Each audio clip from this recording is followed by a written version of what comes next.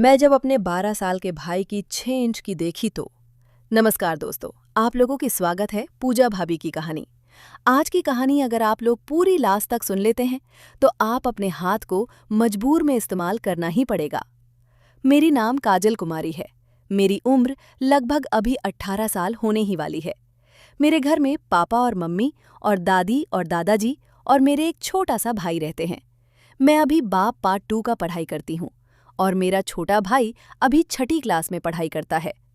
हम सब लोग एक ही साथ घर पर आते हैं।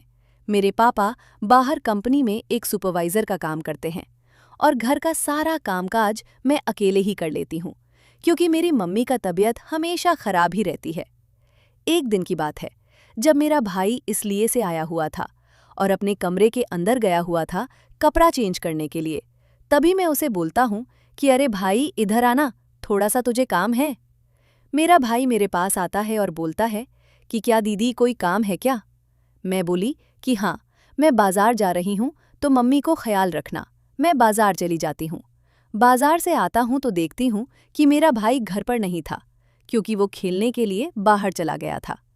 फिर मैं उसे जाकर बुलाती हूँ और बोलता हूँ कि चल, अब तुमने बहुत ज़्यादा खेल लिया, अब तू पढ़ाई कर ले। फिर मेरा भाई पढ़ाई करने के लिए चला जाता है। शाम को 7 बजे आती है हमारे घर में। सब लोग खाना खाकर अपने अपने कमरे में सोने के लिए चले जाते हैं। फिर मैं रात को पानी पीने के लिए कविता उठती हूँ। लेकिन एक दिन की बात है, जब मैं पानी पीने के लिए उठी तो देखी कि मेरे भाई के कमरे से कुछ अजीब सी आवाज़ आ रही है। फिर मैं उसके दरवाजे के पास गई और चोरी छिपी उसके कमरे में दिखने लग गई कि मेरा भाई क्या कर रहा है। फिर मैं कभी नहीं सोची थी कि मेरा भाई का भी इतना बड़ा होगा। फिर मैं उसका देखकर अपने कमरे के अंदर आ जाती है और सोने की कोशिश करने लग जाती हूँ। लेकिन मुझे नींद कहाँ आ रही थी।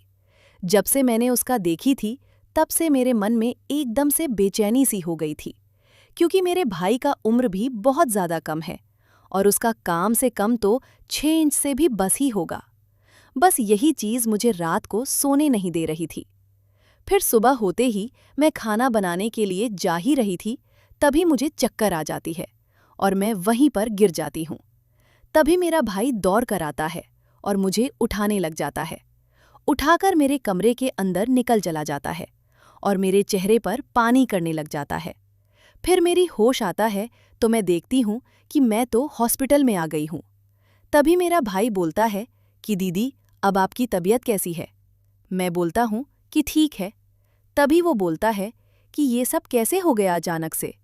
तभी मैं बोली कि ये सब तेरी वजह से हुआ है।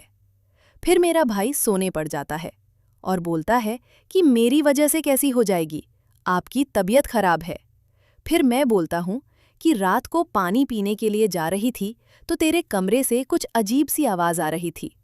जब मैं आई तो मेरी खुशी उड़ गई। उसके बाद मेरे दिमाग में एकदम से भी बेचैनी सी हो गई थी। मेरा भाई बोलता है कि अरे दीदी, आप मेरे कमरे के अंदर तक झांक क्यों करती रहती हो। तभी मैं उसे बोलता हूँ कि अरे भाई, तू ये सब करना छोड़ दे, नहीं तो तुझे बहुत बड़ा नुकसान हो जाएगा। अगर तू इसी तरह करता रहेगा तो आने वाले समय में तेरी शादी भी नहीं हो पाएगी। तभी मेरा भाई बोलता है कि तू इतना चिंता क्यों कर रही है, मेरा छोटा सा थोड़ी ना है कि मेरी शादी नहीं होगी। मेरी तो इतनी बड़ी है कि कोई भी देखकर इसका मज़ा लेने के लिए कुछ भी कर जाएगी।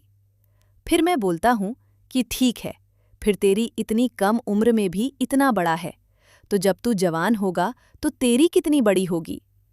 तभी मेरा भाई बोलता है कि अरे दीदी, उम्र से कुछ नहीं होता है। मैं बोली कि ऐसी बात है क्या, तू मेरे से ज़्यादा जानता है क्या। तभी मेरा भाई बोलता है कि दीदी, आपने बायोलॉजी पढ़ी है कि नहीं। मैं बोली कि थोड़ा बहुत पढ़ी हूँ, लेकिन उनसे क्या लेना देना है। तभी मेरा भाई बोलता है कि दीदी, अगर आप आज बायोलॉजी पढ़ी होती तो आपको शायद ये सब बात मेरे से नहीं पूछनी पड़ती। मैं बोली कि तू शायद सही ही बात बोल रहा है। इतना कहकर मेरा भाई वहाँ से चला जाता है। फिर हम सब हॉस्पिटल से घर पर आ जाते हैं। फिर सुबह होते ही मैं देखती हूँ कि भाई नहाने के लिए जा रहा था। फिर मैं उसके ऊपर ही नज़र रख रही थी। मैं देखना चाहती हूँ कि मेरा भाई कितना देर तक नहाकर बाहर निकलता है। लगभग आधा